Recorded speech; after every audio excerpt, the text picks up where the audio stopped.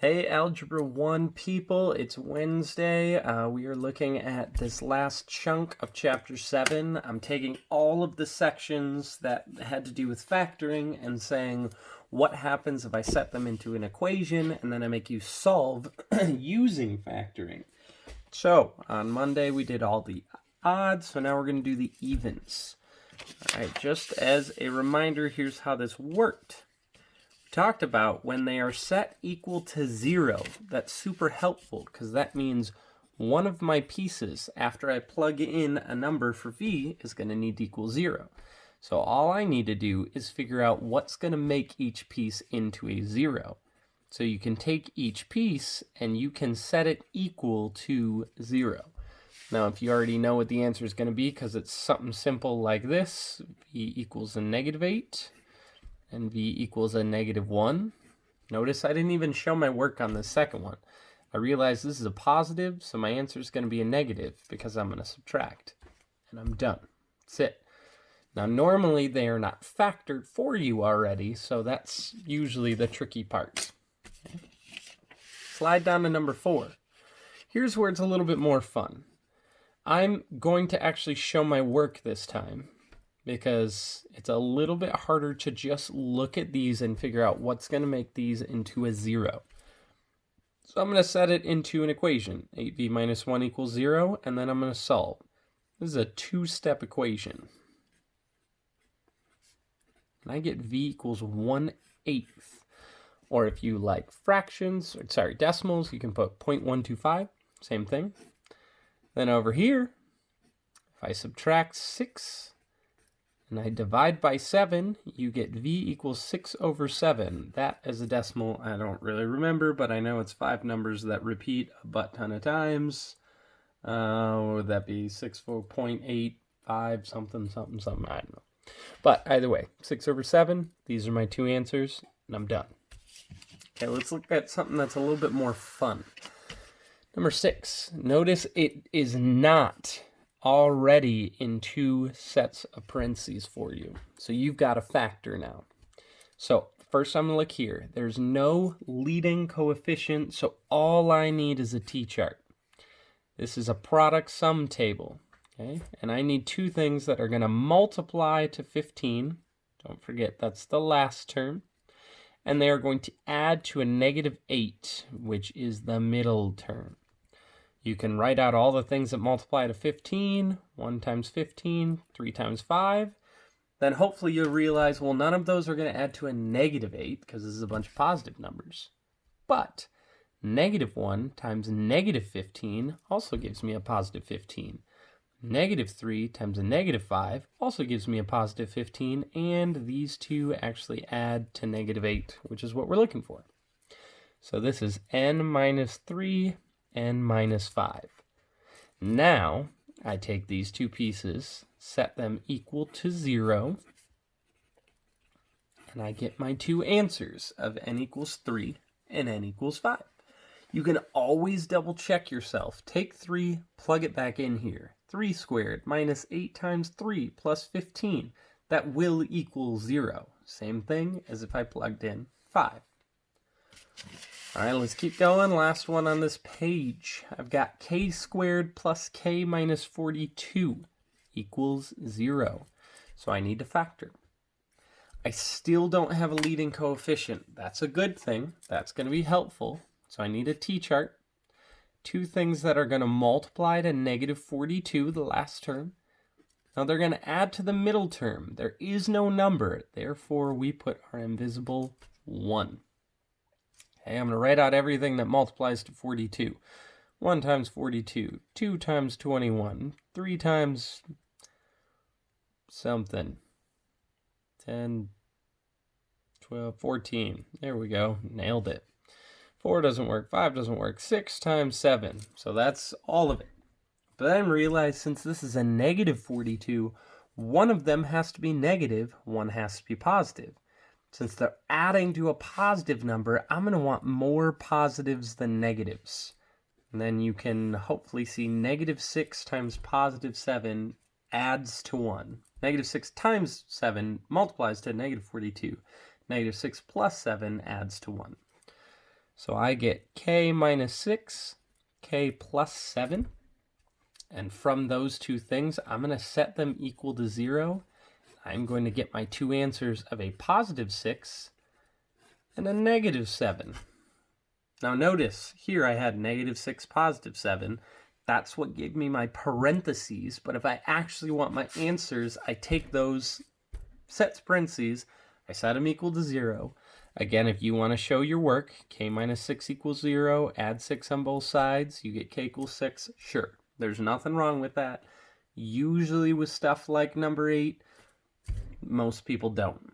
They'll just do it in their heads really quickly, which is totally cool with me. All right, there's one more that does not have a leading coefficient, number 10. Okay. So again, it says equals 0, which is awesome. So you should have tried to factor this, and you need two things that add to 2, multiply to a negative 35. The two things you are looking for are 7 times negative 5. 7 times negative 5 will equal negative 35. Positive 7 plus a negative 5 equals 2. So m plus 7, m minus 5. So then my two answers, I get negative 7 and 5. Done. All right, so now here's where it gets more fun. We're looking at number 12, all right? This is where factoring became a little bit more difficult because I have a leading coefficient here. So I still need a t-chart, and I still need two things that add to whatever the middle term is. But now I need two things that multiply to negative 75. That comes from 25 times negative 3. All right, now I'm going to write out things that multiply to negative 75. In fact, let's ignore the negative and let's just do a positive. 1 times 75, 3 times 25, 5 times 15, 6, 7, 8, 9. I think that's it. But now, one of these things needs to be negative. Now, we want them to add and have more negatives, or we want them to add to a negative answer, so I need more negatives. Meaning, I'm going to make the 3 bigger ones negative. Let me rewrite that. So 1 times negative 75, 3 times negative 25, 5 times negative 15. And then hopefully you realize this one right here, these two will multiply to negative 75 as well as add to 10. But you didn't stop there. You said, write this a little higher, 25k squared plus 5k minus 15k minus 10. Notice I took this negative 10k and I split it into its two pieces that we just found from the t-chart. Then we factor by grouping. So I'm going to look at the first two, and I'm going to pull out a GCF of 5k. Then I'm left with 5k plus 1. Then I look at the second two, and I'm going to try and pull out a GCF so that I'm left with 5k plus 1. And it looks like I would need to pull out a negative, because I want this first term to be positive, so I need to take that negative away, 3. If I take out... Oh, that makes more sense. I wrote something wrong here. This should be a minus 3 from sitting right here. Minus 3. I just wrote that incorrectly. Negative 3 divided by negative 3 is a positive 1. Makes more sense there. Now I look at the stuff inside the parentheses. 5k plus 1. Then I look at what's left over. 5k minus 3. And it's factored. Hey, so the factoring took a little bit more work, but the end part is still the same. I'm going to take these and I'm going to set them equal to 0. Now, if you did that for this one, you should have gotten k is equal to negative 1/5. And for this one, k is equal to a positive 3/5. And I'm done. That's it.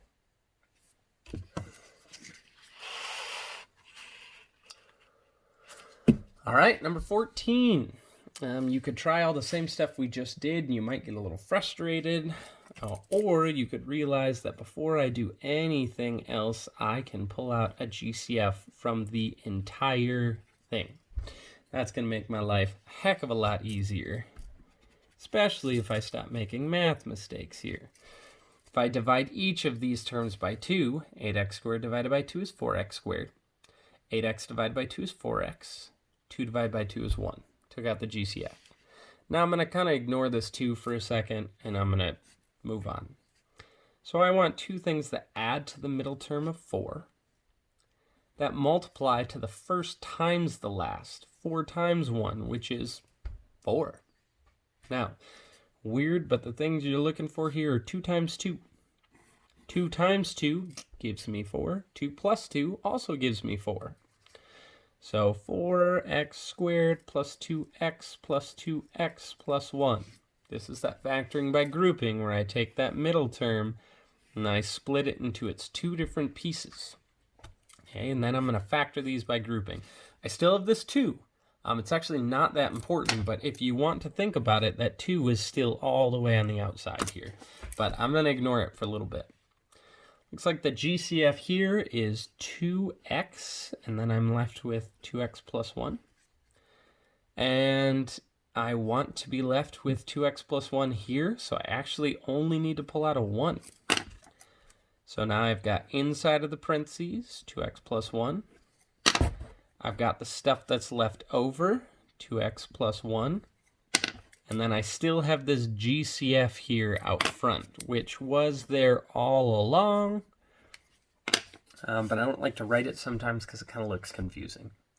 So now I'm going to take my 2 pieces here and set them equal to 0. Some of you may realize it's the exact same thing. 2x plus 1, 2x plus 1. So I actually really only need to set one of them equal to 0.